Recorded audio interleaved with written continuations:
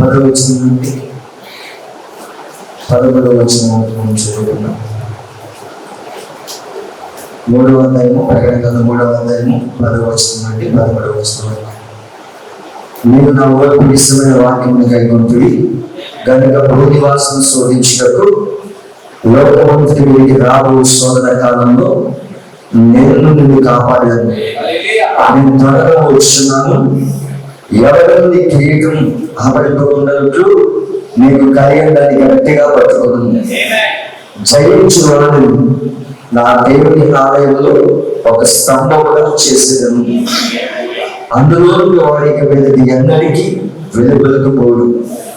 నాకు నా దేవుని పేరును పరలోకంలో నా దేవుని నుండి దిగి వచ్చున్న నూతనమైన యెరూషలేమును నా దేవుని పట్టణపు పేరును నా కొత్త పేరును వారి మీద రాసేదను. సంఘములతో ఆత్మ చెప్పుచున్న మాట చిరిగడలో తెలుగుగాక ప్రార్థించుకుందాం.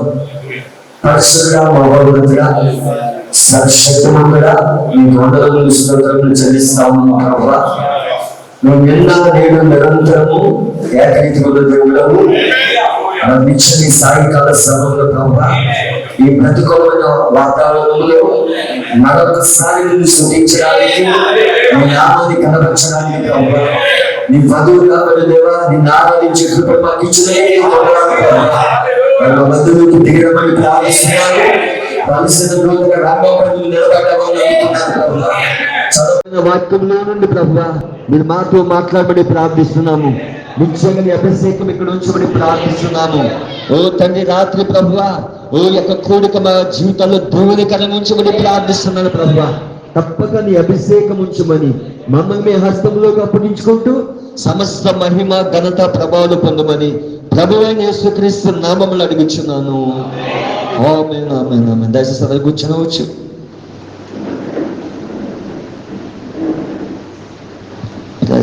హల్లెలూయా.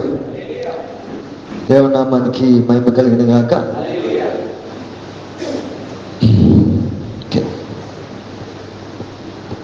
ప్రభువైన యేసుక్రీస్తు నామములో మీ అందరికీ మరొకసారి శుభములు తెలియజేస్తా ఉన్నాను. దేవుడు మిమ్మల్ని దీవించిన గాక. మరి రాత్రి దేవుడు మనతో మాట్లాడతాడని నమ్ముతా ఉన్నాను. మరి సౌండ్ సిస్టమ్ కొంచెం అది మిక్సర్ లేని కారణాన్ని బట్టి ఇది కనెక్ట్ చేయలేదు.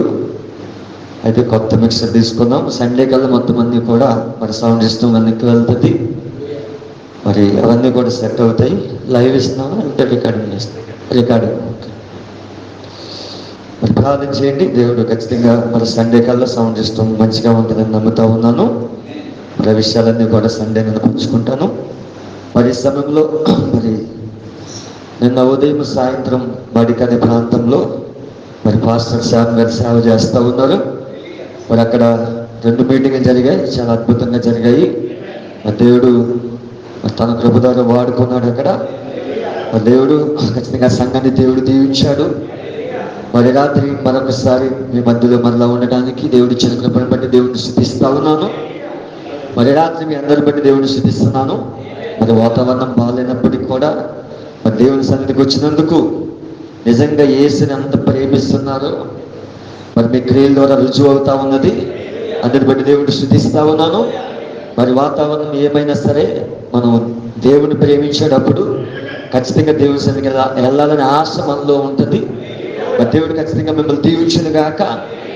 మరి రాత్రి మనం సంఘకాలాలు ధ్యానిస్తూ ఉన్నాము. అయితే చిన్న అంశాన్ని మీ మధ్యలో పెట్టాలని ఆశపడతా ఉన్నాను. దేవుడు సహాయం చేసినట్లయితే మరి మనం 6వ సంఘకాలాన్ని ధ్యానిస్తూ ఉన్నాము. ఫిలదెల్ఫియా సంఘకాలాన్ని ధ్యానిస్తూ ఉన్నాము. మరి ఈ సంఘకాలంలో దావీదు యొక్క తాళపు చెవి కోసం నేను మాట్లాడడం జరిగింది. అలాగనే తెరవబడిన తలుపు గురించి మాట్లాడడం జరిగింది. మరి 6వ సంఘకాలానికి 7వ సంఘకాలానికి మధ్యలో తెరవబడిన తలుపు ఏ విధంగా ఉన్నదో అది పెంతెకోస్తు యుగమని మనం చాలా విషయాలు చూసాము. అయితే బుద్ధి లేని కన్యకల గురించి చూసాము, బుద్ధి గల కన్యకల కోసం చూసాము. మరి అక్కడ తెరవబడిన తలుపు ఎవరికైతే వాక్యం తెరవబడుతూ ఉంటుందో మరి వాళ్ళు ఏ విధంగా మరి వాక్యం వాళ్ళ జీవితాల్లో తెరవబడతా మనం చూస్తాము. మరి రాత్రి కొంచెం ముందుకెళ్ళాలని ఆశపడతా ఉన్నాను. మరి దేవుని యొక్క వాక్యంలో నుండి మరి ఇక్కడ 10వ వచనం ఇలా సెలవిస్తా ఉన్నది, నీవు నా ఓర్పు విషయమైన వాక్యమును గైకొంటివి గనుక భూనివాసులను శోధించుటకు లోకమంతటి మీదకి రాబో శోధన కాలంలో నేను నిన్ను కాపాడేదను. హల్లెలూయా. చూడండి, ఇక్కడ ఒక శోధన గురించి ఇక్కడ మాట్లాడుతావు, దేవుని యొక్క వాక్యం మాట్లాడుతూ ఉన్నది. అయితే చూడండి, ఇక్కడ దేవుని యొక్క వాక్యంలో నీవు నా ఓర్పు విషయమై వాక్యమును గైకొంటివి. హల్లెలూయా. అసలు ఓర్పు విషయమైన వాక్యం అనగా ఏమిటి? మరి చూడండి, దేవుడు ఎప్పుడైనా సరే దేవుడు వాగ్దానం ఇచ్చినప్పుడు దాన్ని వెంటనే నెరవేర్పు చేయడు ఆయన. హల్లెలూయా. దేవుడు ఎప్పుడైనా సరే వాగ్దానం ఇచ్చినప్పుడు ఆ వాగ్దానం నెరవేర్పు చేయడానికి దేవుడు కొన్ని శోధనలు తీసుకొస్తాడు, కొన్ని శోధనలు తీసుకొస్తాడు, కొన్ని శ్రమలు తీసుకొస్తాడు. అప్పుడు ఆ వాగ్దానం నెరవేర్పు చేస్తాడు ఆయన. అబ్రహాము జీవితంలో కూడా దేవుడు వాగ్దానం ఇచ్చాడు, ఆ వాగ్దానం ఇచ్చిన వెంటనే నెరవేర్పు చేసేది ఆయన. హల్లెలూయా. మరి హెబ్రీ రాసిన పత్రికలో దేవుని యొక్క వాక్యం ఇలా సెలవిస్తా ఉన్నది. మరి అబ్రహాంకి ఏ విధంగా దేవుడు వాగ్దానం ఇచ్చాడో 6వ అధ్యాయము 13వ వచనం నుండి దేవుని యొక్క వాక్యం ఇలా సెలవిస్తా ఉన్నది. 6వ అధ్యాయం 13వ వచనంలో దేవుని యొక్క వాక్యము ఇలా చెప్తా ఉన్నది, దేవుడు అబ్రహామునకు వాగ్దానం చేసినప్పుడు తనకంటే ఏ గొప్పవాని తోడని ప్రమాణం చేయలేకపోయింది కనుక తన తోడని ప్రమాణం చేసి నిశ్చయంగా నేను నిన్ను ఆశీర్వదింతును, నిశ్చయంగా నిన్ను విస్తరింపజేతనని చెప్పాను. ఆ మాట నమ్మి అతడు ఓర్పుతో సహించి, హల్లెలూయా, ఆ మాట నమ్మి అతడు ఓర్పుతో సహించి ఆ వాగ్దాన ఫలము పొందెను. దేవుడు ఏదైతే వాగ్దానం ఇచ్చాడో అబ్రహాము ఓర్పుతో సహనంతో ఎదురు చూశాడు దాన్ని. హల్లెలూయా. దేవుడు ఈ రోజు వాగ్దానం ఇచ్చి రేపు నెరవేర్పు చేయడు ఆయన. దేవుడు వాగ్దానం ఇచ్చి వెంటనే చేసే దేవుడు కాదు ఆయన. ఆ దేవుడు ఏం చేస్తాడంటే పరీక్షిస్తూ ఉంటాడు. హల్లెలూయా. ఆ వాగ్దానం ఇచ్చిన దేవుడు పరీక్షిస్తూ ఉంటాడు. అబ్రహాము జీవితంలో మరి దేవుడు వాగ్దానం ఇచ్చాడు, ఇదిగో నీ గర్భవాసంలోనే కుమారుని జన్మిస్తాడని, వాగ్దాన కుమారుడు వస్తాడని చెప్పి అబ్రహాముకి దేవుడు వాగ్దానం ఇచ్చాడు. కానీ దేవుడు వెంటనే చేసేలేదు దాన్ని. 25 సంవత్సరాలు అబ్రహాముని పరీక్షించాడు ఆయన. హల్లెలూయా. అబ్రహాముని 25 సంవత్సరాలు పరీక్షించిన తర్వాత ఆ వాగ్దానం నెరవేర్పు చేశాడు ఆయన. అబ్రహాము జీవితంలో ఎన్నో శోధనలు ఎదుర్కొన్నాడు ఆయన. అబ్రహాము జీవితంలో ఎన్నో శ్రమలు ఎదుర్కొన్నాడు ఆయన. అయితే ఒక సమయం వచ్చినప్పుడు ఆ వాగ్దానం నెరవేర్పేసి ఆ సమయం వచ్చేసరికి దేవుడు ఆ వాగ్దానం చేశాడు అక్కడ. సేమ్ మన జీవితంలో కూడా అంటే దేవుడు ఏదైనా వాగ్దానం ఇచ్చాడు అనుకోండి, దాని కొరకు ఎదురు చూడాలి, ఓర్పుతో సహనముతో చూడాలి. హల్లెలూయా. అందుకే అబ్రహాము విశ్వాసంలో ఏ రోజు బలహీనుడు కాకుండా ప్రతి రోజు కూడా విశ్వాసంతో ఎదురు చూశాడు. హల్లెలూయా. దేవుడు అప్పుడు పంపగలను కాక. చూడండి, ఓర్పు అనేది చాలా అవసరమై ఉన్నది. మరి దేవుడు ప్రవక్త అంటా ఉన్నాడు, హల్లెలూయా, అబ్రహాము శోధించబడి విశ్వాసమును బట్టి ఇస్సాకును బలిగా అర్పించెను. వాగ్దానం పొందుకున్న తర్వాత కూడా మళ్ళా శోధన వచ్చింది అబ్రహాము జీవితంలో మళ్ళా ఇస్సాకును నడిపించమని దేవుడు అడిగినప్పుడు మరి దేవుడు అక్కడ అబ్రహాము ఆ ఇస్సాకును నడిపిస్తా ఉన్నాడు ఆయన. హల్లెలూయా. వాగ్దాన వాక్యం పొందిన తర్వాత అబ్రహాము శోధింపబడును. మనము దేవుని యొక్క మంచి వాగ్దానములు తీసుకుని యేసు నామములో ప్రార్థించిన వెంటనే ఇక శోధనలు రావనుకుందుము. హల్లెలూయా. మనం ఏమనుకుంటామంటే ఇంకా శోధనలు రావు, మన కష్టాలు రావు, మనకి శ్రమలు రావు, దేవుడు వాగ్దానం ఇచ్చాడు అనుకుంటాం. కానీ వాగ్దానం ఇచ్చిన తర్వాత దేవుడు శ్రమలు అనుమతిస్తూ ఉంటాడు. హల్లెలూయా. నిందలు వస్తూ ఉంటాయి, కష్టాలు వస్తూ ఉంటాయి. హల్లెలూయా. చూడండి, మరి అక్కడ దేవుని యొక్క వాక్యం ఇలా సెలవిస్తుంది. చాలా మంది ఆలోచన అది, కానీ ఇక్కడ చూడండి, వాగ్దానములు పొందిన అబ్రహామును శోధింపబడెను. కీర్తనకారుడు కూడా ఇలా సెలవిస్తా ఉన్నాడు. 105 కీర్తనలో 19వ వచనం ఇలా సెలవిస్తా ఉంది, అతడు చెప్పిన సంగతి నెరవేరే వరకు యెహోవా వాక్కు అతను పరిశోధించుచుండెను.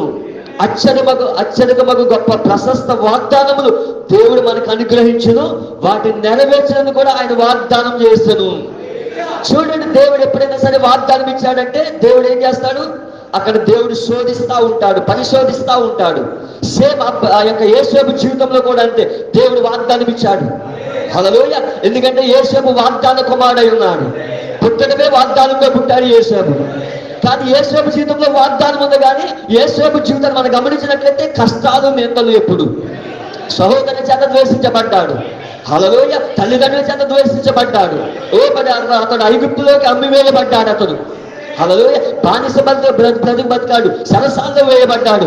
అయితే అవన్నీ శోధనలు అయిపోయిన తర్వాత దేవుడు ఏదైతే వాగ్దానం ఇచ్చాడో ఆ వాగ్దానం దేవుడు యేసేపు జీవితంలో నెరవేర్చేశాడు. ఎందుకంటే ఐగుప్తుకే యేసేపు రాజు అయ్యాడు. అక్కడ యేసేపు వాగ్దానం ఏంటో తెలుసా? ఐగుప్తు దేశానికి రాజుని చేస్తానన్నాడు. కానీ రాజుని చేస్తానని వాగ్దానం ఇచ్చిన దేవుడు ముందు శోధనలు కూడా నడిపించాడు, ముందు కష్టాలు కూడా నడిపించాడు, ముందు అవమానాల కింద నడిపించాడు.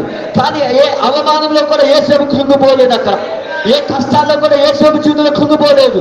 కానీ దేవుడు నమ్మదగిన దేవుడు అని, దేవుడు వాగ్దానం చేశాడని ఆ వాగ్దానాన్ని పట్టుకుని ఉన్నాడు. హల్లెలూయా. అందుకే కీర్తనకారుడు అంటా ఉన్నాడు, ఆ వాగ్దానం నెరవేరే వరకు యెహోవా వాక్కు అతను పరిశోధించుచుండును. హల్లెలూయా. దేవుడు ఒక్కసారి వాగ్దానం ఇచ్చాడంటే ఆ వాగ్దానం మన చుట్టూ తిరుగుతుంది. హల్లెలూయా. శ్రమలు వచ్చిన వాగ్దానం వెళ్ళిపోదు, కష్టాలు వచ్చిన వాగ్దానం వెళ్ళిపోదు, ఆ వాగ్దానం మన చుట్టూ తిరుగుతుంది. అది దేవుడు ఖచ్చితంగా దాన్ని నెరవేరుస్తూ ఉంటాడు ఆయన. హల్లెలూయా. దేవుడు నామని మమ్మికలని కాక. అందుకే కీర్తనకారుడు ఇలా సెలవిస్తా ఉన్నాడు. అయితే దేవుని యొక్క వాక్యం సెలవిస్తా ఉంది, నీవు నా ఓర్పు విషయమై వాక్యముని గైకొట్టువు గనుక భూనివాసులను శోధించుటకు లోకమంతటి మీదకి రాబో శోధన కాలంలో నేను నిన్ను కాపాడెదను. దేవుడు ఇక్కడ వాగ్దానం ఇస్తా ఉన్నాడు. ఫిలదెల్ఫియా సంఘ కాలంలో భూనివాసులు అందరు ఇక్కడ ఉన్నారా? భూనివాసులు శోధించుటకు లోకమంతటి మీదకి రాబో శోధన కాలంలో నేను నిన్ను కాపాడెదను. ఇది దేనికోసం మాట్లాడుతున్నాడంటే ప్రవక్త అంటా ఉన్నాడు, ఇది 2 కాలముల యొక్క ఆరంభము. అంతములు చూడగలము.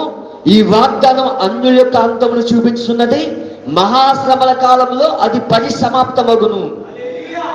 చూడండి, భూనివాసులు శోధించుటకు లోకమంతటి మీదకి రాబో శోధన కాలంలో నేను నిన్ను కాపాడను. నిజమగు సంఘము శ్రమల్లోనికి వెళ్ళి శ్రమల కాలంలో దాటి వచ్చినది ఈ వచనం యొక్క అర్థం కాదు. హల్లెలూయా. వధువు ఎన్నడూ కూడా శ్రమల్లోకి వెళ్ళదు, అవునా? వధువు ఎప్పుడు కూడా శ్రమల్లోకి వెళ్ళదు. అందరు ఇక్కడే ఉన్నారా? వధువు ఎన్నడూ శ్రమల్లోకి వెళ్ళదు. హల్లెలూయా. వధువు ఇప్పుడు సజీవంగా ఎత్తబడుతుంది. అయితే ఇక్కడ శోధన కాలం కోసం మాట్లాడుతూ ఉన్నాడు. చూడండి, శోధన కాలం అనేది కాపాడదని చెప్పబడి ఉన్నది. ఈ శోధన నిజానికి ఏదోని తోటలో శోధన వంటిది. ఏదోని తోటలో శోధన అంటే దేవుడిచ్చిన వాక్యములకు విరోధముగా నిలబడవలని శోధన వరకు వచ్చెను. ఏదోని తోటలో దేవుడు ఒక వాక్యం ఇచ్చాడు వాళ్ళకి, కానీ ఆ వాక్యానికి వ్యతిరేకంగా వాళ్ళకి శోధన వచ్చింది. కానీ ఆ శోధనకి వారు పడిపోయారు. హల్లెలూయా. చూడండి, మనం గమనించినట్టు ఆ యొక్క జ్ఞానము మరి జీవనాధారము లోకములకు వెర్రితనంగా కనిపించింది. ఏర్పరచబడిన వారు మాత్రమే మోసపుచ్చబడరు. హల్లెలూయా. ఈ కాలంలో ఏర్పరచబడిన వారు మోసపుచ్చబడరు. ఇలా చాలా జాగ్రత్తగానండి. ఏర్పరచబడిన వారు మోసపుచ్చబడరు. ప్రపంచ సంఘ సమితి ఇప్పటికే ఆరంభమైనది. శోధన కాలంలో ఆరంభమాయను. ఈ ప్రపంచ సంఘ ఉద్యమము చాలా చక్కగాను దీవెనకరంగాను శోధనగా కనబడుచున్నది. అందరూ ఏకం కావాలని క్రీస్తు ప్రార్థనకు నెరవేర్పబలే కనిపించుచున్నది. రాజకీయంగా చాలా బలముగాను సంపాదించుకునిచున్నది. ప్రభుత్వం మీద ఒత్తిడి తెచ్చుచున్నది. వారితో ప్రత్యక్షంగా చేరవలని, లేదా వారి సూత్రములు కట్టుబడి ఉండవలను, లేని ఎవరు సంఘముగా గుర్తించబడదని చెప్పుచున్నది. ఇప్పుడు చూడండి, ప్రపంచ సంఘ సమాఖ్య అనేది ఆల్రెడీ స్టార్ట్ అయింది. అది ఇప్పటికే స్టార్ట్ అయినది. అందుకే రాజ్యాలు ఏకమవుతా ఉన్నాయి, అందుకే దేశాలు ఏకమవుతా ఉన్నాయి, అందుకే మతాలు ఏకమవుతా ఉన్నాయి. అది చాలా మంచిగా కనిపిస్తా ఉన్నది. కానీ వధువు మాత్రం అందులో ఏకం కాదు. హల్లెలూయా.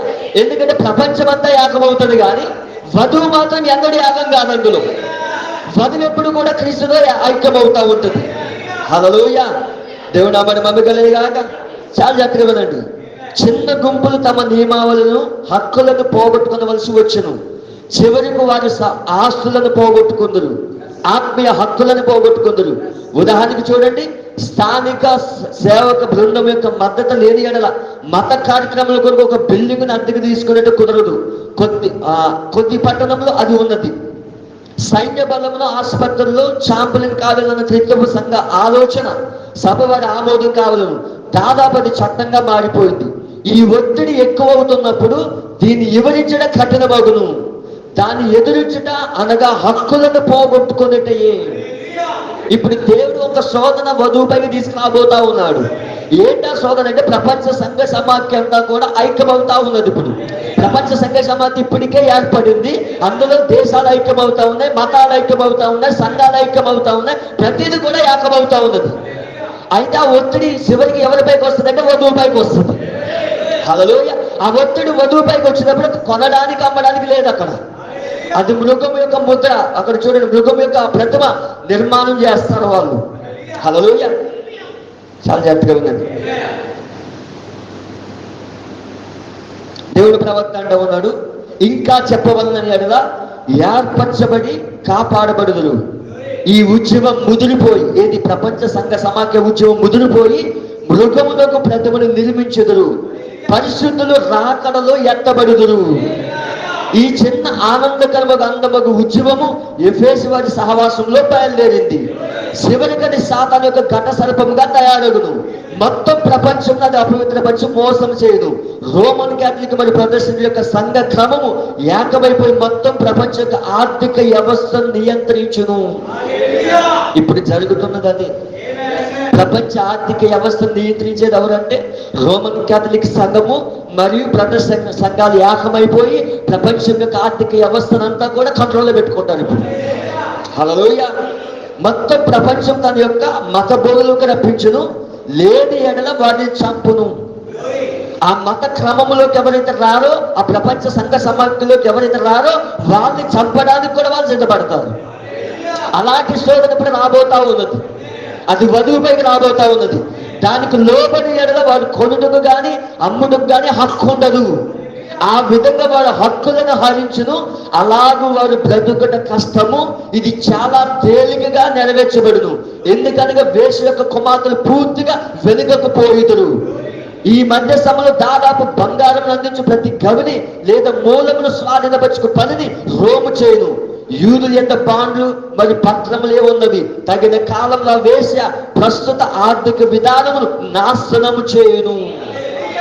ఆర్థిక వ్యవస్థ అంతా ఎవరి చేతులకు వెళ్తుందంటే రోమన్ క్యాథలిక్ చేతుల్లోకి వెళ్ళిపోతుంది. అదే మహావేశ ఉన్నది. మరి రోమన్ క్యాథలిక్ అలాగే ప్రొటెస్టెంట్ సంఘాలు కలిసి ఆ ప్రతిమను తయారు చేస్తాయి. మొత్తం ఆర్థిక వ్యవస్థ అంతా వారి చేతుల్లోకి వెళ్తుంది. మరి చివరికి ఒత్తిడి ఎవరి పైకి వస్తుంది అంటే వధువు పైకి వస్తుంది. మరి వధువు పైకి వచ్చినప్పుడు అప్పుడు అమ్మడానికి కానీ కొనడానికి వీలు లేనప్పుడు వారిని అవసరమైతే వాళ్ళు చంపిస్తూ ఉంటారు. ఆ క్రమంలోకి ఎవరైతే చేరారో వాళ్ళు చంపిస్తూ ఉంటారు.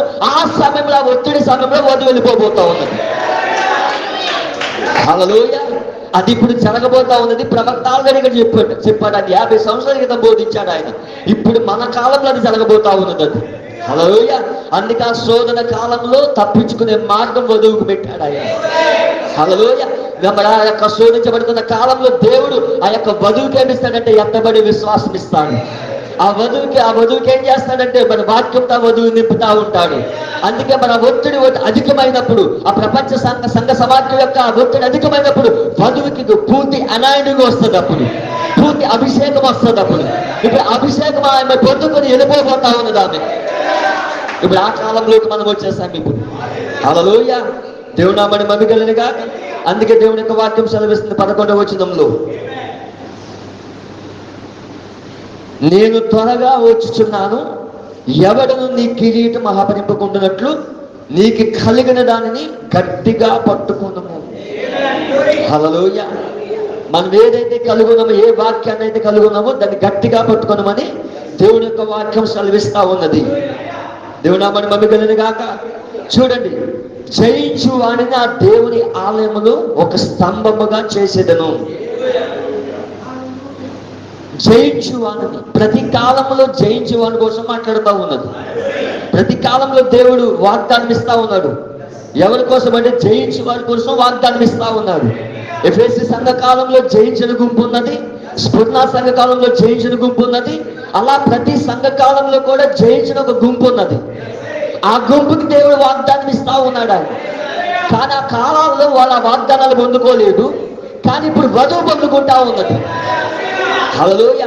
ఆ వాగ్దానాలు ఇప్పుడు వధువు పొందుకుంటా ఉన్నది. ఇక్కడ ప్రతి కాలంలో కూడా జయించే వాళ్ళు ఉన్నారు. ఆ కాలపు వాక్యాన్ని పట్టుకుని జయించే వాళ్ళు. ఎందుకంటే జయం లేకుండా శీలం రాదు. హల్లెలూయా. మనం ఆదివారం చూసాం, జయం లేకుండా శీలం రాదు. ఎవరైతే జయిస్తా ఉన్నారో వాళ్ళ నుంచి శీలం వస్తా ఉన్నది. గుణలక్షణం వస్తా ఉన్నది. అందుకే దేవుడు ఎప్పుడు కూడా క్యారెక్టర్నే చూస్తాడు కానీ గుంపులు చూడడు. ఆయన నీలో ఉన్న క్యారెక్టర్ చూస్తాడు ఆయన. హల్లెలూయా. దేవుడు ఎప్పుడు కూడా గుంపులు ఆశించట్లేదు. ఆయన క్యారెక్టర్ కలిగిన వాళ్ళని చూస్తాడు, గుణలక్షణం కలిగిన వాళ్ళని చూస్తాడు. వాటితోనే దేవుడు మాట్లాడుతూ ఉంటాడు ఆయన. హల్లెలూయా. దేవుడు ఈ రాత్రి కూడా క్యారెక్టర్నే చూస్తా ఉన్నాడు ఆయన, గుంపులు చూసే దేవుడు కాదు ఆయన. దేవుడు ఆమెను మమ్మిగలని కాక. హల్లెలూయా. అయితే ఇక్కడ చాలా జాగ్రత్తగా గమనించండి. జయించు అన్న దేవుని ఆలయంలో ఒక స్తంభముగా చేసేది నువ్వు. అసలు స్తంభం అంటే ఏంటి? హల్లెలూయా. స్తంభం అంటే ఏంటి? చాలా జాగ్రత్తగా ఉందండి. దేవుని ప్రవక్త ఏదైతే చెప్తా ఉన్నాడో దాన్ని బోధిస్తా ఉన్నాను. చాలా జాగ్రత్తగా ఉండే రాత్రి. ఇప్పుడు ఆయన కిరీటములు ఇచ్చడం మాత్రమే కాకుండా ఈ పెండ్లి కుమార్తెలు ఉన్నవారు దేవుని యొక్క ఆలయములో స్తంభములుగా చేయబడ్డారని చెప్పిన. పెండ్లి కుమార్తెలు ఉన్నవారు దేవుని ఆలయములో స్తంభములుగా చేయబడతారు. అసలు స్తంభం అనేది ఎక్కడ ప్రారంభమవుతుంది? ఒక బిల్డింగ్ కట్టాము అనుకోండి. మనం బిల్డింగ్ కట్టేటప్పుడు స్తంభం అనేది ఎక్కడ ప్రారంభమవుతుంది? అది పునాదిలో నుంచి ప్రారంభమవుతుంది. హల్లెలూయా. అంటే దేవుడు నిన్ను ఎక్కడి నుంచి పెట్టాడు? ఆయన పునాదిలో నుంచి పెట్టాడు ఆయన. దేవుడు ఆమెను మమ్మిగలుగా. చూడండి, ఈ స్తంభాలు, ఈ పిల్లర్స్ అనేవి ఎక్కడి నుంచి వచ్చాయి? పునాదిలో నుంచి, లోతులో నుంచి వచ్చాయి. అసలు పునాది అంటే ఏంటి? అసలు ఎఫెసీయులకు రాసిన పత్రిక 2వ అధ్యాయం. హల్లెలూయా. ఎఫెసీయులకు రాసిన పత్రిక 2వ అధ్యాయం 20వ వచనం. క్రీస్తు యేసే ముఖ్యమైన మూలరాయి అయి ఉండగా అపోస్తులను ప్రవక్తలు వేసిన పునాది మీద మీరు కట్టబడి ఉన్నారు. హల్లెలూయా. అంటే మీరు ఎక్కడి నుంచి ఉన్నారంటే చూడండి, దేవుని ఆలయం అనగా ఇప్పుడు చూడండి, స్తంభముగా చేయండి ఆయన వాగ్దానం ఇచ్చాడు. అయితే దేవుని ఆలయం అనగా ఏమిటి? యేసు తన శరీరమే ఆలయం అని చెప్పును, దేవాలయం అని చెప్పును. అవును, అది దేవుని యొక్క ఆలయం. ఇప్పుడు మనం ఆయన యొక్క శరీరమై ఉన్నాము. మనలో పరిశుద్ధాత్మ నివాసము చేయడం ద్వారా నిజమైన సంఘముగా దేవుని యొక్క ఆలయంలో జయించు వాడిని ఆయన ఆలయంలో ఒక స్తంభముగా చేయబోచున్నాడు. అయితే స్తంభం అనగా ఏమిటి? స్తంభం అనగా నిజానికి పునాదిలోని ఒక భాగం. హల్లెలూయా. పునాదిలో ఒక భాగం స్తంభం అంటే. ఇప్పుడు ఆ పునాదిలో అపోస్తలులు వేసిన పునాది, ప్రవక్తలు వేసిన పునాది, మొత్తం నిర్మాణం అంతా దాని మీద నిలిచి ఉండును. ఒక కట్టడం అనేది దేనిపైన నిలబడుతుంది అంటే పునాది పైన నిలబడుతుంది. అందుకే పునాది వేసేటప్పుడు లోతైన పునాది వేస్తాం. అందుకే యేసు ఉపమానం చెప్పినప్పుడు బండ పైన పునాది వేసిన వాడు ఇసుక పైన వేసిన పునాది గురించి చెప్పాడు ఆయన. బండ పైన పునాది ఎలా ఉంటుంది? అది గాలిలో వచ్చినప్పుడు దాన్ని తట్టుకుని నిలబడుతుంది, వరదలు వచ్చినప్పుడు దాన్ని తట్టుకుని నిలబడుతుంది. అంటే ఇసుక పైన కట్టిన పునాది గాలిలో వచ్చినప్పుడు అది పడిపోయి కూలిపోతుంది. ఇప్పుడు సంఘము కూడా ఏ పునాది పైన కట్టబడాలంటే ఆ బండ పైన కట్టబడాలి. ఏంటా బండ? క్రీస్తు యేసే ముఖ్యమైన మూలరాయి. ఆ బండే తలరాయిగా వచ్చాడు ఆయన. 1963 తలరాయిగా వచ్చాడు. ఏదైతే పునాది రాయో అదే తలరాయిగా వచ్చింది. హల్లెలూయా. ఏదైతే పునాది రాయో అదే తలరాయిగా వచ్చింది. ఇప్పుడు ఆ బండ పైన సంఘము కట్టాలి. ఇప్పుడు అందుకే యేసమన్నాడు, ఈ బండ పైన నా సంఘము కట్టాలని అన్నాడు. ఏ బండది? ప్రత్యక్షమైన బండ పైన తన సంఘాన్ని కట్టాను ఆయన. ఆ బండ పైన సంఘము కట్టినప్పుడు ఆ సంఘం ఎన్నడూ పడిపోతుంది. తుపాకులు వచ్చినా పడిపోదు, శోధన వచ్చినా పడిపోదు. హల్లెలూయా. ఓ వీచే గాలి వచ్చినా పడిపోదు. ఆ బండ ఏ శోధనకు పడిపోదు. అది ఆ సంఘం పడదది. పునాది పైన కట్టబడింది, బండ పైన కట్టబడింది.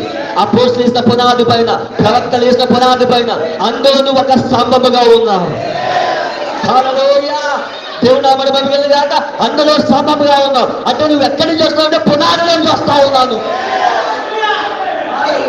అంటే నీ యొక్క పునాది యేసుక్రీస్తు అయి ఉన్నాడు.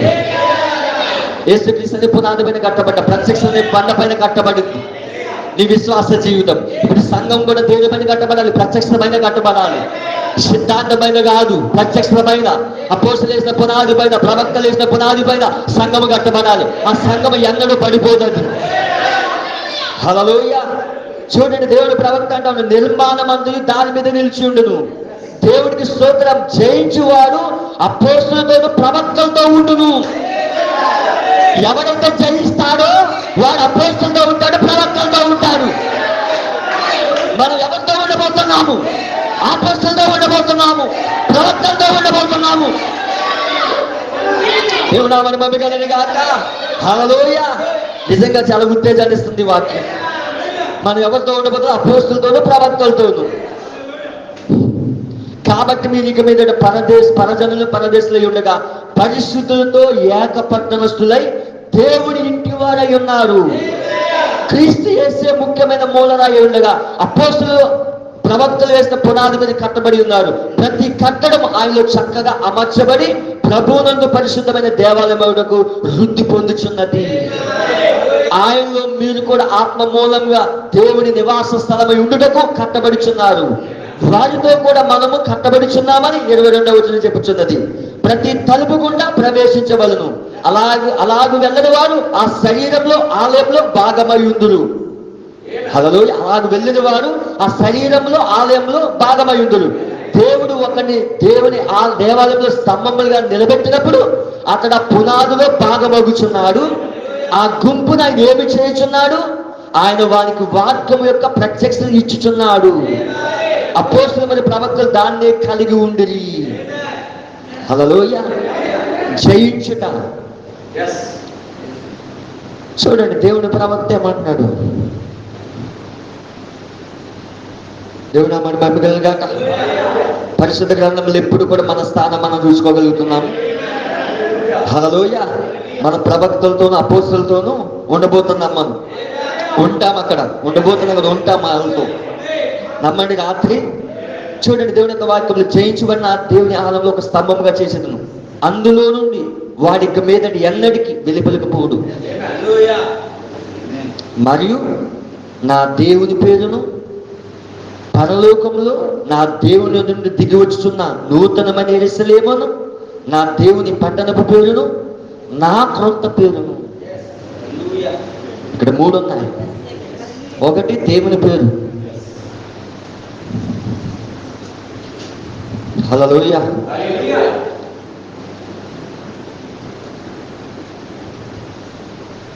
ఒకటి దేవుని పేరు. రెండవది నూతనమైన యెరూషలేము.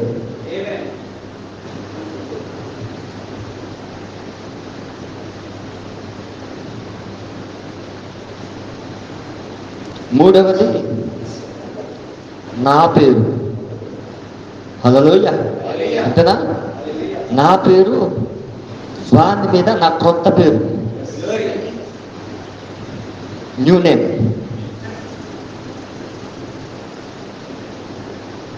నా కొత్త పేరును వాని మీద రాసిదను. దేవునామాన్ని మహిమ కలిగినగా. ఆయనే స్వయంగా రాస్తానంటున్నాడు.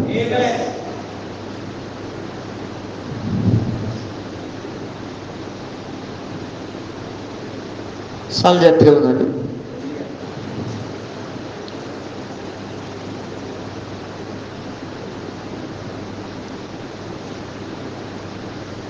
దేవుని యొక్క వాక్యంలో which is new Jerusalem which is cometh down out of heaven from my God, and I will write upon him my new name. చూడండి, I will write upon him my new name. నేను కొత్త పేరు నా వాని మీద రాసేదను. ఇది ఎవరు రాస్తారంటే దేవుడు రాస్తాడు. ఇక్కడ దేవుడికి నీకు తప్ప వేరే వాళ్ళ మధ్యలో ఎవరు లేరు. ఇక్కడ దేవుడికి నీకు పర్సనల్ రెవల్యూషన్ ఇది. హల్లెలూయా. ఈ క్రొత్త పేరు ఎప్పుడు వస్తుందంటే ఆర్భాట వర్తమానంలో రావడం లేదు. ఇది ఆర్భాట వర్తమానం ఏంటి? 1993 ఆర్భాట వర్తమానం వచ్చింది. కానీ ఇప్పుడు పేరు ఎప్పుడు రాస్తాడు? ఆయన న్యూ నేమ్ ఎప్పుడు రాస్తాడు? వాని మీద రాసేదని అంటున్నాడు. అంటే దేవుడే రాస్తాడు. ఇది ప్రధాన దూత శబ్దములో బయలుపరచబడబో కార్యం ఇది. అంటే ఇది పర్సనల్ రెవల్యూషన్. ఇది చాలా జాగ్రత్తగా చూస్తుంటే దాని ఎందుకు వస్తాను నేను. దేవుని పేరు, దేవుడు ప్రవక్త ఏమన్నాడు చూద్దాం. ఇక్కడ జాతరకు వచ్చిన నాకు టైం ఇవ్వండి. చూడండి, నా దేవుని పేరును నా పట్టణపు పేరును వాని మీద రాసేదును, దేవుని యొక్క పేరేమిటి? ఆయన మనకు తోడై ఉన్న దేవుడు, లేదా ఇమ్మానుయేలు. కానీ ఆయన పెట్టబడిన పేరు కాదు. నీవు ఆయనకి యేసు అని పేరు పెట్టెదవు. యేసు చెప్పును, నేను నా తండ్రి నామములో వచ్చి ఉన్నందున మీరు నన్ను చేర్చుకొనలేదు. కాబట్టి దేవుని పేరు యేసు. ఎందుకనగా ఆ పేరులోనే ఆయన వచ్చును. ఆయన ప్రభు అయిన యేసు క్రీస్తు. ఒక స్త్రీ పెళ్లి చేసుకునేప్పుడు ఎవరి పేరు ధరించును? ఆ పురుషుని పేరును ధరించును. ఆయన పేరు పెళ్లి కుమార్తెకి ఇవ్వబడును. ఆయన ఆమెను స్వీకరించును. ఇప్పుడు ఒక స్త్రీ పెళ్లి చేసుకున్నది అనుకోండి, ఎవరి పేరు వస్తుంది? పెళ్లి కుమారుని యొక్క పేరు వస్తుంది. స్త్రీ ఇంటి పేరు తీసివేయబడి పెళ్లి కుమారుడు యొక్క పేరు వస్తుంది అక్కడ. హల్లెలూయా. సేమ్ ఇప్పుడు ఆయన పేరు ప్రభువైన యేసుక్రీస్తు అయితే ఇప్పుడు వధువు పేరు శ్రీమతి ప్రభువైన యేసుక్రీస్తు, మిస్టర్ జీసస్ క్రైస్ట్. హల్లెలూయా. దేవుడు ఆ పేరు ఇస్తానంటున్నాడు. దేవుడి పేరు అది. హల్లెలూయా. దేవుడి పేరు అది. మనకి ఏ పేరు ఇస్తామన్నాడు? మన వివాహం అయింది. మనకి 1963 ఏం జరిగింది? వివాహం జరిగింది. ఇప్పుడు వివాహంలో మన పేరు మార్చబడింది. హల్లెలూయా. మన పేరు మార్చబడింది. అందుకే ముద్రల తరబడిన ప్రవక్త ఏమన్నాడు? యేసుక్రీస్తు భార్య అని పిలిచాడు. హల్లెలూయా. మిస్టర్ జీసస్ క్రైస్ట్ అని పిలిచాడు ఆయన. దేవుడు ఆమెను మహిమగలను గాక. నేను వధువని పిలవబడలేదు, ఆయన భార్యని పిలవబోతున్నాను అన్నాడు ఆయన. మిమ్మల్ని సంఘమని పిలవబడలేదు, నేను ఆయన వధువని పిలుస్తానన్నాడు ఆయన. హల్లెలూయా. ఏంటి? వివాహం జరిగింది అక్కడ. 1963 ఆయన దిగొచ్చాడు. ఆయన వివాహం చేసుకున్నాడు ఒక స్త్రీని. ఆ స్త్రీ ఎవరు కాదు? మిస్టర్ జీసస్ క్రైస్ట్ ఆమె.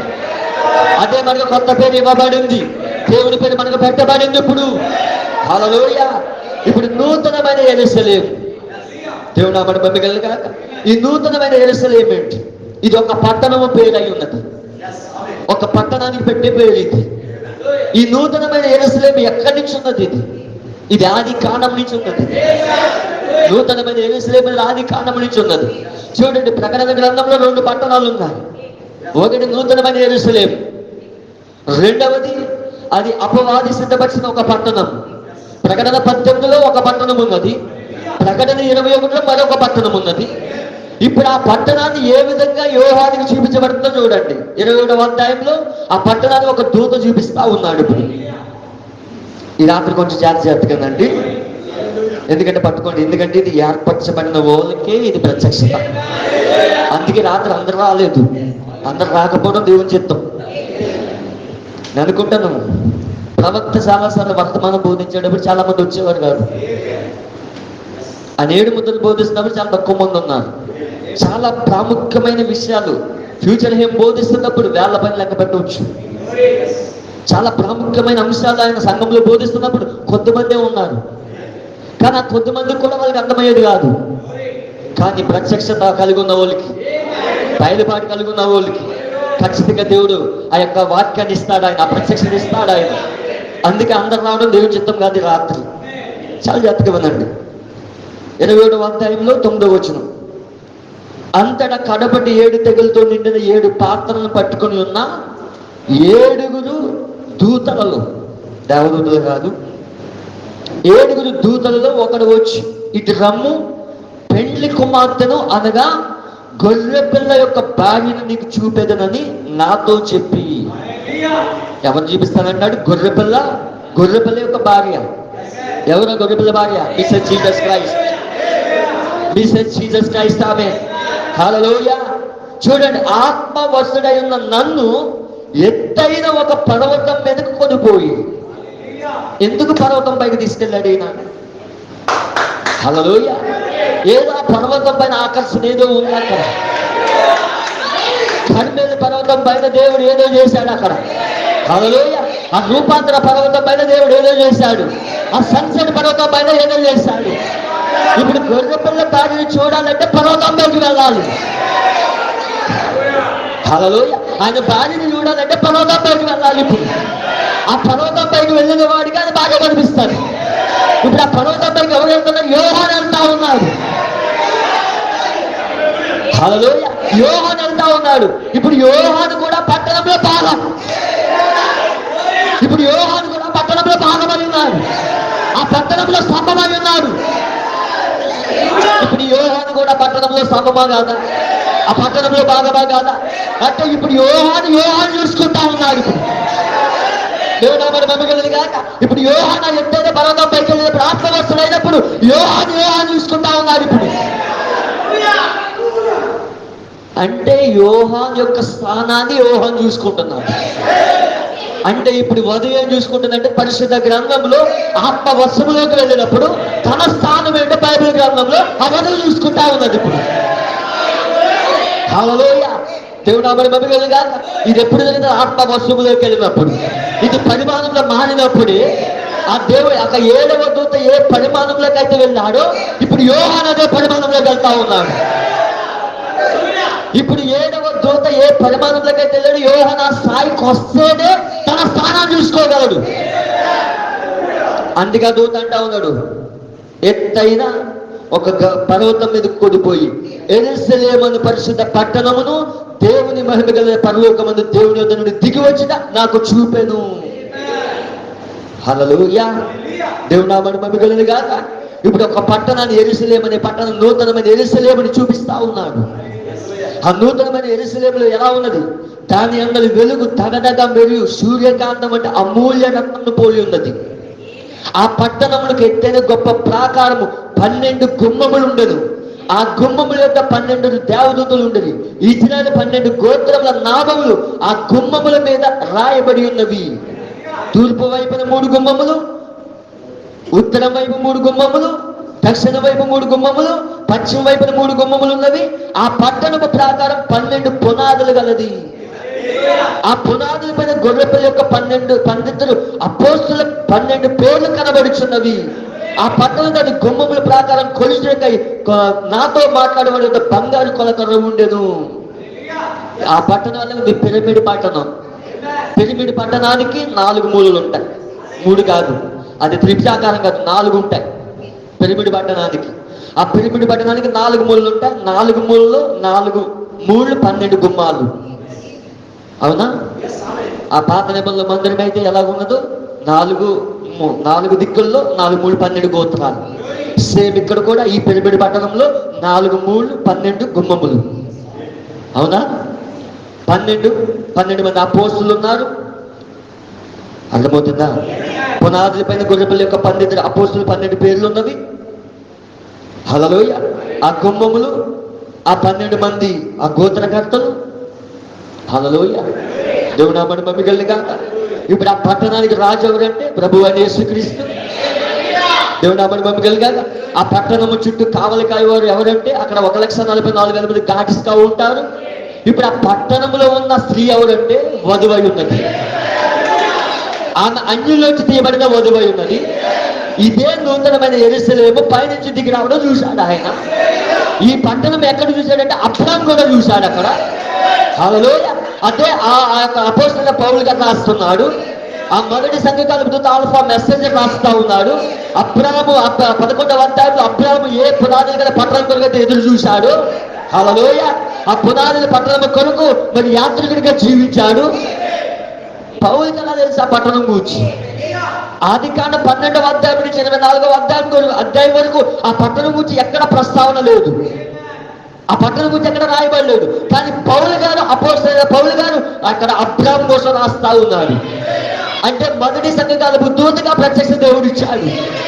అబ్రాహాము దేని కొరకు ఎదురు చూశాడో, ఆ పట్టణం కొరకు ఎలా ఎదురు చూశాడో దేవుడు అపోస్తలుడైన పౌలుకు బయలుపరిచాడు. ఎందుకు అపోస్తలుడైన పౌలుకు బయలుపరిచాడంటే ఆ పట్టణానికి అపోస్తలుడైన పౌలు ఉన్నాడు. అక్కడికి ఆ పట్టణం చూసొచ్చాడు ఆయన. అబ్రాహాము కూడా చూసొచ్చాడు ఆయన. అబ్రాహాము ఆ పట్టణపు రాజుని కలుసుకున్నాడు. రాజు ప్రభు అయిన యేసుక్రీస్తు. ఆదికాండం 14వ అధ్యాయంలో మెల్కీసెదెకుని కలుసుకున్నాడు. సాలెము అనే పట్టణానికి రాజు ఆయన. ఆ పట్టణపు రాజుని కలుసుకున్నాడు. హల్లెలూయా. అబ్రాహాము కలుసుకున్నాడు. ఆ పునాదులు గల పట్టణము రాజుని కలుసుకున్నాడు. ఆ యొక్క పిరమిడ్ పట్టణం రాజుని కలుసుకున్నాడు. అదే పౌలు గారు రాస్తా ఉన్నాడు. ఇప్పుడు పౌలు గారు కూడా ఆ పట్టణానికి వెళ్ళొచ్చాడు కాదు.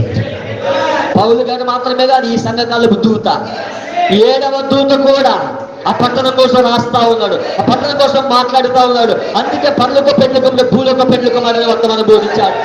పిరమిడ్ పట్టణం కోసం బోధించాడు. ఆయన కూడా అక్కడికి వెళ్ళొచ్చాడు కాబట్టి అందుకని ఈ మెల్కీసెదెకు ఎవరనే వర్తమానంలో ఆ రాజు కోసం మాట్లాడుతూ ఉన్నాడు ఆయన. హల్లెలూయా. అందుకే మరి జరగనై ఉన్న సంగతులు ఆ పట్టణం కోసం మాట్లాడుతూ ఉన్నాడు. అందుకే ఫ్యూచర్ యెహోవా వర్తమానంలో ఆ పిరమిడ్ పట్టణం కోసం మాట్లాడుతున్నాడు. ఆ పట్టణంలో ఎవరు ఉండబోతున్నారో జరగనై సంగతుల్లో మాట్లాడుతున్నాడు. ఈ 3 మెసేజ్లో మాట్లాడుతూ ఉన్నాడు ఆ పట్టణం కోసం. ఇది ఆది కాండం నుంచి ఉన్నది ఆ పట్టణము.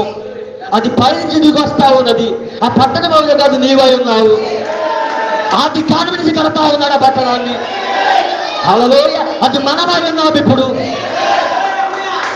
అందుకే ఈ పట్టణము నూతనమైన యెరూషలేము అనే పట్టణం పైనుంచి దిగి వస్తా ఉన్నది. మరొక పట్టణం ఉన్నది, అపవాది కట్టుచున్న పట్టణం. యూఫ్రటీస్ నది పక్కన కడతా ఉన్నాడు. ఎందుకంటే ఇది కూడా నది పక్కనే కట్టబడతా ఉన్నది. ఈ పిరమిడ్ పట్టణం పక్కన కూడా జీవజలపు నది ఉన్నది. అక్కడ జీవజలపు నది ఉన్నది. అక్కడ అందులో నుంచి జీవజలం వస్తూ ఉంటది. ఆ నదిలో నుంచి జీవజలపు ఊట ఊరుతా ఉంటది. కానీ యూఫ్రటీస్ నది పక్కన అపవాది ఒక పట్టణాన్ని కడతా ఉన్నాడు. అది యూఫ్రటీస్ నది పక్కన ఉన్నది. అది దెయ్యముల నివాస స్థలం అది. అందుకే ఆ పట్టణంలో ఉన్నవారు, యెరూషలేము అనే పట్టణంలో ఉన్నవారు ఆ యొక్క బబులో నుంచి బయటకు వచ్చారు. ఇప్పుడు ఆ దెయ్యపు స్థలంలోంచి బయటకు వచ్చారు. ఇప్పుడు హల్లెలూయా. మనం ఆ దెయ్యపు స్థలంలోంచి విడిపించబడి నూతనమైన యెరూషలేము పట్టణానికి వచ్చాము ఇప్పుడు. అందుకే మనం అపవాది చెప్పినట్లు మనం నడు, అపవాది ట్రాప్లో మనం నడు. అందుకే దేవుడు ప్రత్యక్షత ఇస్తా ఉన్నాడు.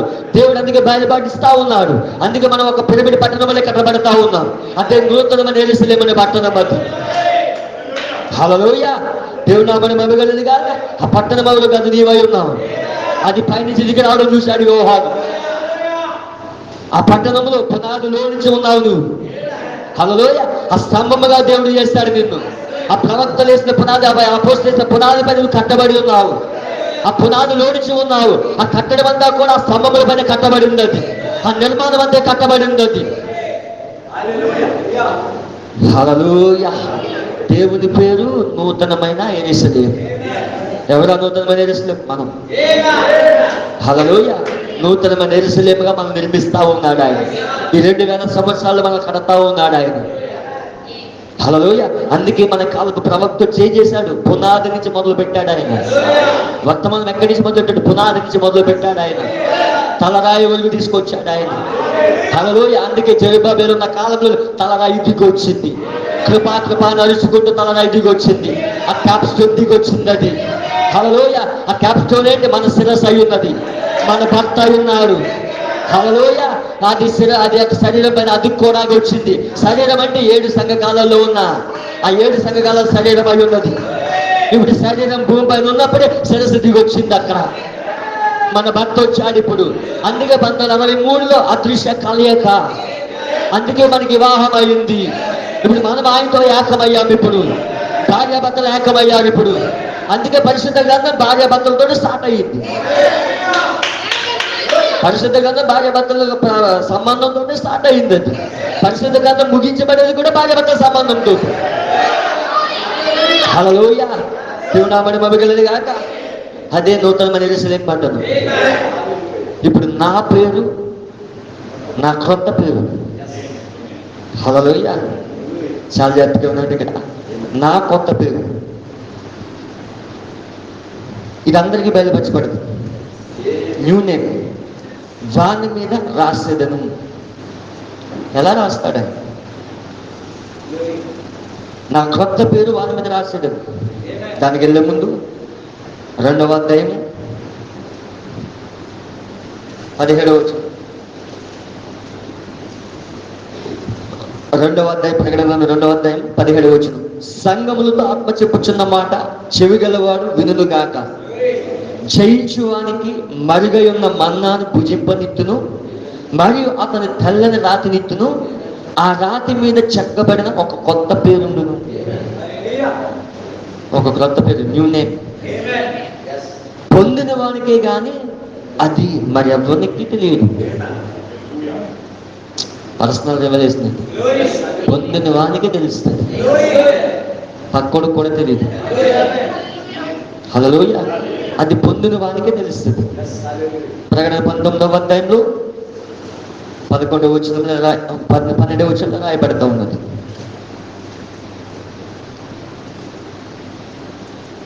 ఆయన నేత్రములు అగ్ని జ్వాల వంటివి, ఆయన శిరస్సు మీద అనేక కిరీటములు ఉండెను.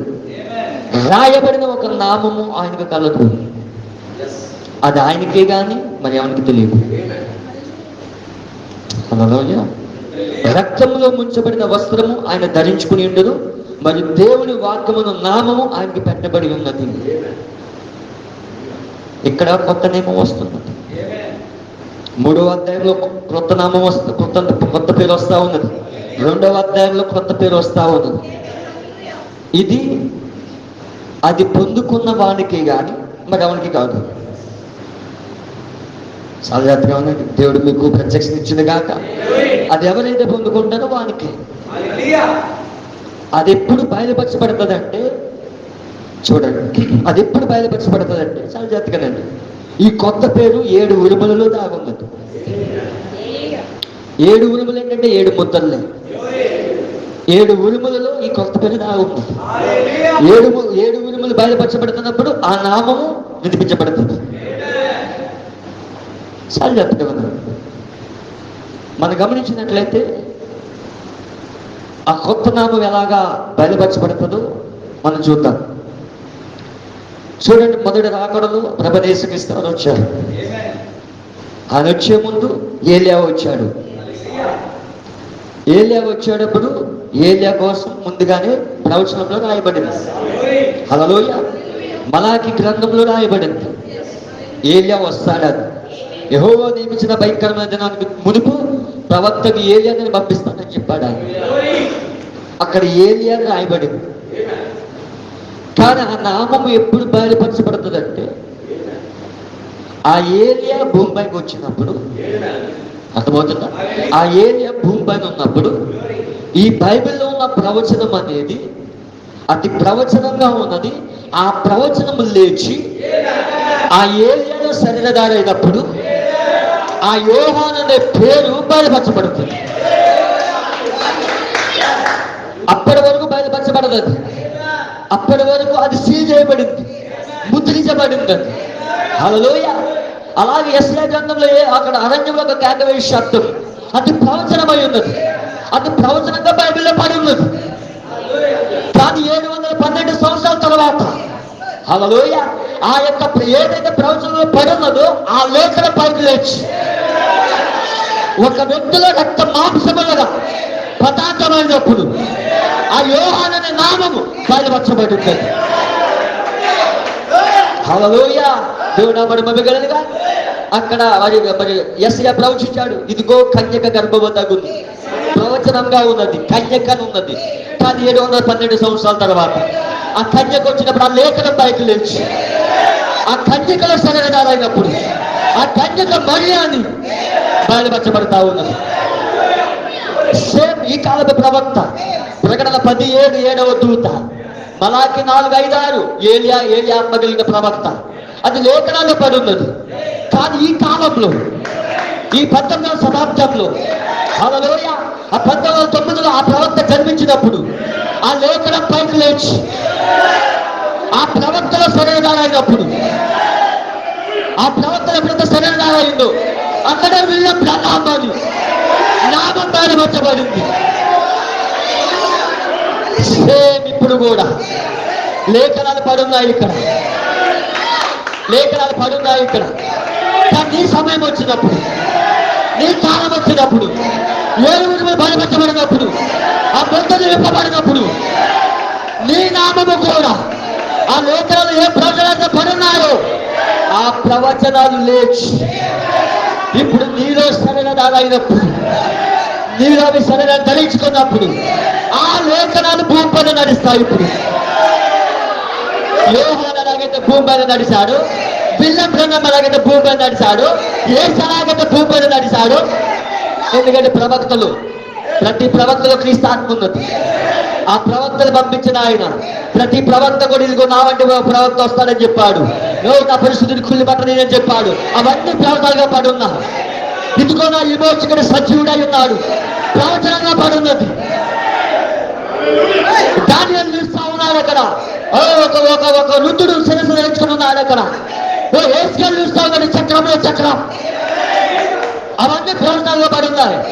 కానీ 2000 సంవత్సరాల క్రితం ఒక కన్యమయ గర్భములో ఏ ఏ లైంగిక సంబంధం లేకుండా సృష్టికర్త అయిన దేవుడు ఈ లోకంలో జన్మించినప్పుడు ఆ ఏవైతే ప్రవచనాలుగా పడున్నాయో అవన్నీ కూడా శరీరధారాయని అక్కడ భూమిపైన నడుస్తా ఉన్నది. అక్కడ లేఖనం భూమిపైన నడుస్తా ఉన్నది. లేఖనం 2 కాళ్ళు ధరించింది, లేఖనం 2 చేతులు ధరించింది, లేఖనం 2 కళ్ళు ధరించింది. సేమ్ ఇప్పుడు కూడా వధువు కూర్చిన ప్రవచనాలు లేఖనాల్లో పడి ఉన్నాయి. ఆ ఉరుములు బయలుపరచబడినప్పుడు, ఆ 7 ఉరుముల శబ్దం వినబడినప్పుడు ఆ లేఖనాలు ఇప్పుడు సరిగదాగాయి. ఇప్పుడు 2 కాళ్ళతో నడుస్తుంది, 2 చేతులతో నడుస్తుంది, 2 చేతులతో అది సంచరిస్తుంది, అది 2 కళ్ళు ఉంటాయి వాటికి. సేమ్ ఇప్పుడు కూడా ఆ లేఖనాలు నడుస్తా ఉన్నప్పుడు వాళ్ళ పేర్లు బయలుపరచబడతాయి, వాళ్ళ పేర్లు వాళ్ళు వినబడతాయి. అది ఎవరికైతే ఎవరి పేరైతే రాశాడో వాళ్ళకే వినిపిస్తుంది. అది పొందుకున్న వాడికే కాదు, మిగిలిన వాళ్ళకి కాదు. హల్లెలూయా. ఆ లేఖనాలు ఎవరి జీవితాల్లో అయితే సరైనదారైనయో వాళ్ళకే ప్రత్యక్షత వస్తుంది. హల్లెలూయా. ఈ పాయింట్ పట్టుకోండి మీ తండ్రులు. ఎందుకంటే ఇప్పుడు నీ నామం ప్రత్యక్షపరచబడతా ఉంది, నీ కొత్త పేరు నీకు వినిపిస్తా ఉంటుంది. ఎక్కడ ముద్దల గ్రంథంలో ఉంటుంది, ఆ 7 ముద్దల గ్రంథంలో నుండి ఇప్పుడు నీ జీవితం మ్యాచ్ అవుతా ఉంటుంది. ఇప్పుడు లేఖనం నీలో సరైనది కాబట్టి ఇప్పుడు లేఖనాలు భూమిపై నడుస్తున్నాయి. హల్లెలూయా. లేఖనాలు భూమిపై నడుస్తా ఉన్నాయి. ఆల్రెడీ అవి ఇక్కడ పడున్నాయి, కానీ ఇక్కడి నుంచి లేచి ఇప్పుడు అవి ఇక్కడ లేవు కానీ ఇక్కడ ఉన్నాయి. ఇప్పుడు ఆ లేఖనాలు ఇప్పుడు ఉన్నాయి, ఇక్కడ భూమిపైన సంచరిస్తా ఉన్నాయి, భూమిపై తిరుగుతా ఉన్నాయి. ఇప్పుడు అందుకే ప్రకటన 10 ఇప్పుడు తిరుగుతా ఉన్నది. ప్రకటన 10 ఎందులో ఎవరున్నారు? వధువు ఉన్నది. ఇప్పుడు అబ్రాహాము స్టోరీ ఇప్పుడు భూమిపైన నడుస్తా ఉన్నది, ఆదాము స్టోరీ భూమిపైన నడుస్తా ఉన్నది, ఎస్తేరు స్టోరీ భూమిపైన నడుస్తా ఉన్నది, రెబెకా స్టోరీ భూమిపైన నడుస్తా ఉన్నది, ఎవ్రీ స్టోరీ భూమిపైన నడుస్తా ఉన్నది. ఎందుకంటే లేఖనాలన్నీ కూడా సరైనదాలైనవి. ఇప్పుడు హల్లెలూయా. 100 పాయింట్ చెప్పాను మీకు. యేసుక్రీస్తు ఆ యొక్క మహిమా శరీరంలో ఉన్నప్పుడు అబ్రాహాము దేశంలో భూమిపైన ఉన్నాడు, సమాధిలో లేచి భూమిపైకి వచ్చాడు.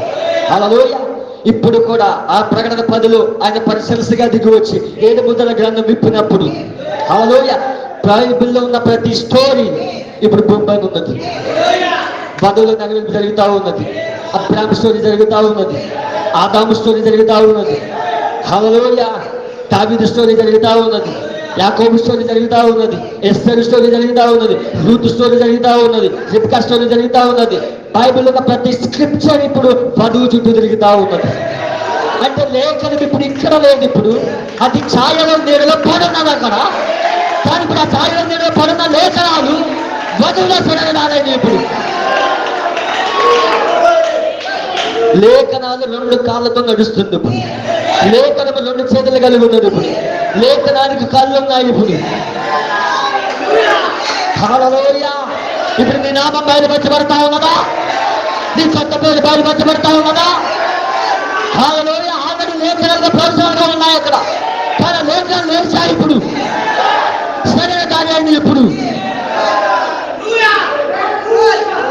హల్లెలూయా. అందుకే నేను రాస్తానంటున్నాను. మధ్యలో ఎవరు లేరు. ఇది ఆర్భాట వర్తమానంలో వచ్చేది కాదు, ప్రధాన దూత శబ్దంలో వచ్చేది. ఇప్పుడు నేను రాస్తానంటున్నాను. హల్లెలూయా. ఇది అర్థమైతే మీరు ధన్యులు. కొత్త పేరు, పట్టణం పేరు, అవన్నీ బయలుపరచబడిన కాలంలో ఉన్నాం. హల్లెలూయా. అందుకే దేవుని ప్రవక్త అంటా ఉన్నాడు, చాలా విషయాలు బోధించాలని వచ్చాను కానీ ముగిస్తున్నాను. మీకు ఈ పాయింట్ అర్థమవుతే చాలు. ఇప్పుడు నీ పేరు నువ్వు వినగలుగుతావు. వర్తమానం చదువుతున్నప్పుడు నీ యొక్క పారాగ్రాఫ్ని చూసుకోగలుగుతావు. లేఖనం చదువుతున్నప్పుడు నీ యొక్క వచనం నువ్వు చూడగలుగుతావు. ఇది నా వచనం. ఇప్పుడు వచనం ఇక్కడ లేదు, ఇప్పుడు ఇక్కడ ఉన్నది. ఈ పారాగ్రాఫ్ ఇక్కడ లేదు, ఇక్కడ పడలేదు, ఇప్పుడు అది ఇక్కడ ఉన్నది. ఆ ప్రత్యక్షత ఎప్పుడైతే వస్తుందో ఆ కొత్త పేరు నీకు బయలుపరచబడుతుంది. అది పర్సనల్ రెవల్యూషన్. అది అది పొందుకున్న వాడికే కానీ మరి ఎవరికి తెలియదు. దేవుడు మళ్ళీ దీవించండి కాక. అందరు లేచి నిలబడదాం. థ్యాంక్ యూ లార్డ్, హల్లెలూయా. నా స్థితి మారింది. నిజంగా మన స్థితి మారిపోతుంది ఇప్పుడు. లేఖనాలు ఇప్పుడు శరీరధారైనవి. ఇప్పుడు దేవుడు నామని మమ్మగలని కాక లేఖనాలు ఇప్పుడు శరీరాన్ని ధరించుకున్నాయి. ఇప్పుడు ప్రతి వారు కూడా లేచి నిలబడి దేవుడిని స్తుతించవలసిందిగా తెలియజేస్తా ఉన్నాం. అందరూ కూడా దేవుని ఆరాధించండి రాత్రి. Thank you Jesus, hallelujah.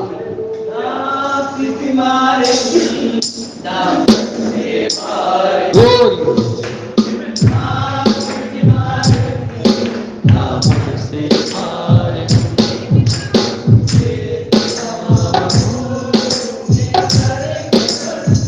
Glory.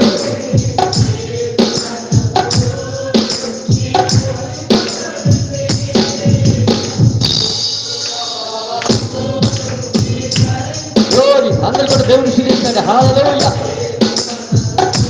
Yes Lord.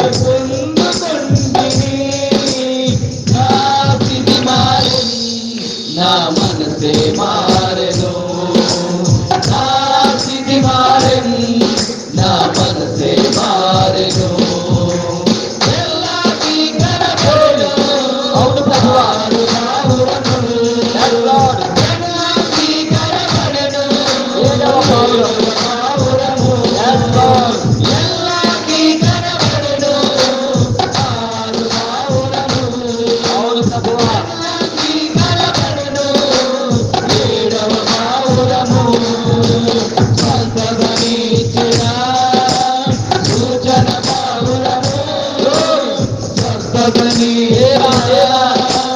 సూచన పావురము నడిపించే పావురము, నడిపించే పావురము.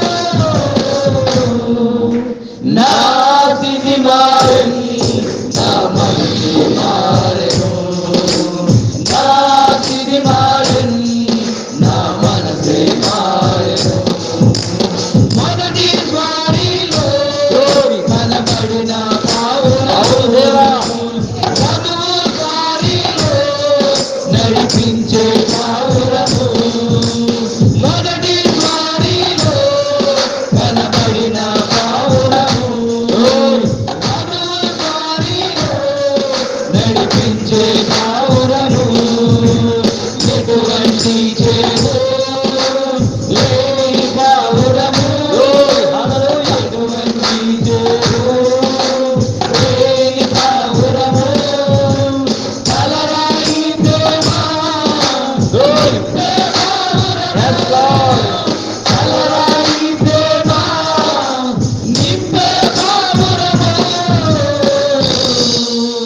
నా స్థితి మారెను, నా మనసే మారెను, నా స్థితి మారెను, నా మనసే మారెను.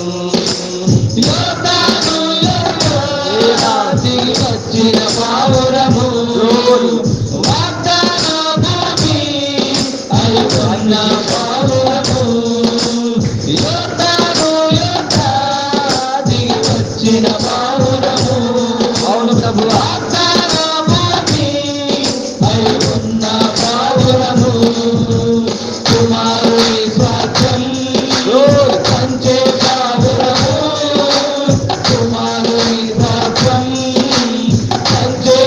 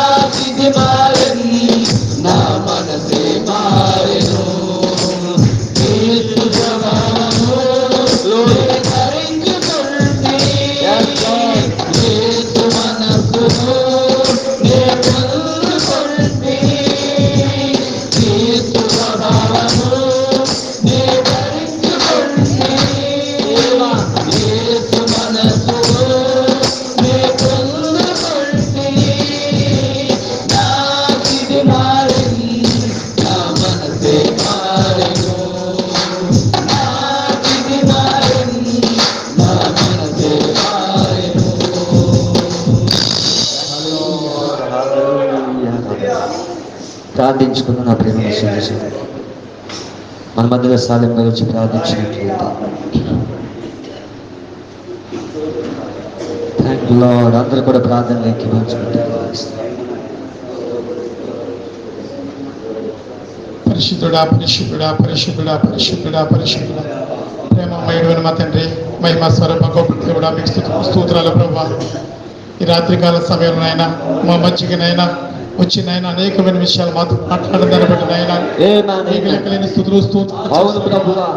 ఓ మా దేవా, మీ పేరు మానైనా జీసస్ క్రీస్తుగానైనా ఇదిగోనైనా మిస్సెస్ జీసస్ క్రీస్తుగానైనా మమ్మల్ని ఏర్పాటు చేసుకున్న దాన్ని బట్టి మీకు స్తుతులనైనా. ఆ నూతనమైన యెరూషలేములో మనైనా మమ్మల్ని ఉంచిన దాన్ని బట్టి నైనా మీకు లెక్కలేని స్తుతులు స్తోత్రాలైనా. ఆ న్యూ నేమ్ నైనా కొత్త పేరునైనా కలిగిన వ్యక్తులుగానైనా ఈ కాలపు వధువునైనా ఉంచిన దాన్ని బట్టి మీకు స్తుతులు స్తోత్రాలు ప్రభువా. ప్రతిదీ కూడా నైనా ఈ లేఖనంలో రాసి ఉంచిన విధానాన్ని బట్టి నైనా మీకు లెక్కలేని స్తుతులు స్తోత్రాలు ప్రభువా. ఇదివరైనా ఆ స్తంభం నేనైనా మేమై ఉన్నామని నైనా స్పష్టంగా మాట్లాడిన దేవునైనా ఆ స్తంభం ఎక్కడి నుంచో రాలేదు కానీ పునాది నుంచి వచ్చిందని అయినా ఓ మా దేవా మీకు లెక్కలేని స్థుతులు స్తోత్రాలు ప్రభువా. ఓ గొప్ప ధన్యులు అయినాము ప్రభువా. అటువంటి ప్రత్యక్షత మాకు ఇచ్చిందని బట్టి ప్రభువా మీకు లెక్కలేని స్థుతులు స్తోత్రాలు ప్రభువా. ఇదివరైనా ఏలియాను చూసినప్పుడు అయినా ఆ ప్రవచనం ఉన్నప్పుడు అయినా ఒక శరీరధారిగా వచ్చినైనా ఇదివరైనా ఆ రెండు కాళ్ళతో నడిచినప్పుడు అయినా యోహానుగా వచ్చినప్పుడు అయినా అది పదార్థంగా మారినైనా ఆ శరీరాన్ని సంతరించుకునైనా గొప్ప కార్యాన్ని ఇక మాకు రుజువు చేసిన విధానాన్ని బట్టి మీకు స్తుతులు స్తోత్రాలు ప్రభువా. ఈ కాలపు ఏడో సంఖ్య గల ప్రవక్తనైనా అదే గ్రంథంలోనే ప్రవచనంలోనైనా మీరు ఉంచి ఉన్నారు ప్రభువా. నాకు ప్రత్యక్షత ఉంటేనైనా ఖచ్చితంగానైనా కనుగొనగలనైనా అలాగే కనుగొనడానికి నైనా మాకు ఇచ్చినైనా అటువంటి ప్రత్యక్షతను బట్టినైనా మీకు స్తుతులు స్తోత్రాలు ప్రభువా. అదేనైనా ఏడో సంఖ్యల ప్రవక్త కూడా నైనా ఆ రెండు కలిసి భూమి మీద నడుస్తూనైనా పదార్థంగా మారినైనా ఒక శరీరాన్ని సంతరించుకున్న ప్రభువా. ఓ గొప్ప ధన్యులైనాము ప్రభువా. అటువంటి గడ్డలు కలిగిన వ్యక్తులైనా మాలాంటి సామాన్యమైన వ్యక్తులైనా ఎందుకు పనికిరాని వ్యక్తులకు ప్రభువా ఈ రీతిగా మమ్మల్ని వాడుకున్నందుకునైనా మీకు లెక్కలేని స్థుతులు ప్రభువా. ఈ కాలాన్ని చూసినప్పుడునైనా ఒక వధువు కూడా నైనా ఖచ్చితంగా ఈ వాక్యంలోనైనా ఈ గ్రంథంలో మేము ఉన్నాము ప్రభువా. ఖచ్చితంగానైనా ప్రవచనంలో మేము ఉన్నాము ప్రభువా. అయినా నిజమైనా మా కొలను తెరవబడినైనా మాకు ఇచ్చిన గొప్ప ధన్యతను బడినైనా ఇదే వధువునైనా ఈ భూమి మీదనైనా సంచరిస్తుంది ప్రభువా. ఆ వధువుగా మేము ఉండాలైనా మీకు లెక్కలేని స్థుతులు స్తోత్రాలు ప్రభువా. ధన్యులు అయినాము ప్రభువా. ఇదిగోనైనా ప్రభువా ఎక్కడైనా ఇంకనైనా ఇంత గొప్ప వాక్యం మా మీదకి వచ్చినప్పుడైనా ఇంతనైనా ఇక మాకు ఇచ్చిన ప్రత్యక్షతను బట్టినైనా మీకు స్థుతులు చెల్లిస్తున్నాం ప్రభువా. అదేవిధంగా ఎక్కడైనా ఇంకా పొరపాటుగా ఉన్నాము ప్రభువా, ఇంకా ఎక్కడైనా తప్పిపోతున్నామేమో ప్రభువా, ఎక్కడైనా మా ఆలోచన అయినా మీకు నేను ఎక్కడైనా తప్పిపోయి ఉండనైనా మమ్మల్ని క్షమించండి ప్రభువా. మా స్థానాన్ని మాకు చూపించిన దాన్ని బట్టినైనా మీకు లెక్కలేని స్థుతులు స్తోత్రాలు ప్రభువా. మా కన్నులు తెరిచిన దాన్ని బట్టినైనా మీకు లెక్కలేని స్థుతులైనా. ఇక్కడ మాట్లాడింది ఒక మనిషి కాదు ప్రభువా, కేవలం మీరే ప్రభువా.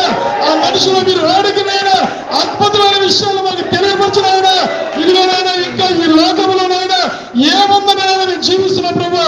ఇదిగో అటువంటి జీవితాన్ని తీసుకెళ్తూ ప్రభువా ఈ గ్రంథంలో మా పేరు ఎక్కడుందోనైనా మా స్థానం ఎక్కడుందో ప్రభువా మా స్థితి ఏ విధంగా ఉందోనైనా గమనించడానికి నైనా ఇచ్చిన ప్రత్యక్షతను బట్టి నైనా మీకు లెక్కలేని స్థుతులు చెల్లుతూ నేను ఇదిగోనైనా మీరు చూస్తున్నామని మీ కొందరైనా మమ్మల్ని ఇంకానైనా మీకు ఆధీనంలో ఉంచమని ఘనత మహిమ మీరే పొందుకోమని ప్రభువైన యేసు క్రీస్తునామమున పేర ప్రార్థిస్తున్నాను. ఆమేన్. పరిశుద్ధుడా, మహోన్నతుడా, సర్వశక్తిమంతుడా నీకు వందనాలు. ఈ రాత్రి ప్రభువా మాతో మాట్లాడిన స్తోత్రాలు ప్రభువా.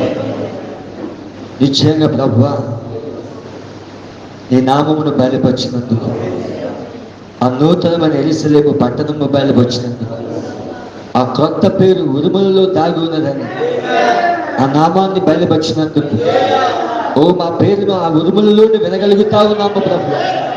ఓ ఈ రాత్రి నిశ్చయంగా మాతో మాట్లాడిన స్తోత్రాలు. మేము ఎక్కడి నుంచి వచ్చామంటే ప్రభు పునాదులో నుంచి వచ్చాము. ఆ పునాది యేసుక్రీస్తు అని ప్రభువా.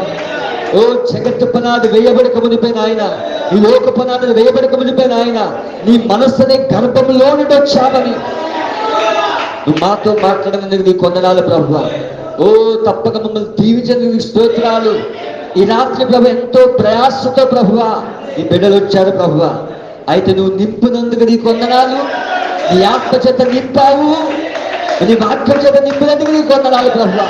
తప్పక దీవించు నాయన. వారి మార్గాల్లో తోడై ఉండండి ప్రభువా. వారి ప్రయాసను దీవించండి ప్రభువా. వారు దేని కొరకైతే కొన్ని మరి దేవ నిత్యంగా 100 కిలోమీటర్ల నుంచి వస్తున్నారు, నిత్యంగా దాని ప్రతిఫలం దయచేయమని ప్రార్థిస్తున్నాను. తప్పగా దీవించమని, తప్పగా ఆశీర్వదించమని మమ్మల్ని మీ హస్తాలకు అప్పగించుకుంటూ సమస్త మహిమ ఘనత ప్రభావాలు పొందమని ప్రభువైన యేసుక్రీస్తు నామములు అడుగుచున్నాను. ఆమేన్ ఆమేన్. మన ప్రభువైన యేసుక్రీస్తు కృప, ఆయన సమాధానము ఇప్పుడు వచ్చే ప్రతి బిడ్డకి తోడైంది అన్నిటి రాజ్యం నడిపించును గాక. ఆమేన్ ఆమేన్. దేవుడు మిమ్మల్ని దీవించును గాక, దేవుడు మిమ్మల్ని ఆశీర్వదించును గాక. చిన్న అనౌన్స్మెంట్, మరి అక్టోబర్ 4, 5 తారీఖుల్లో మరి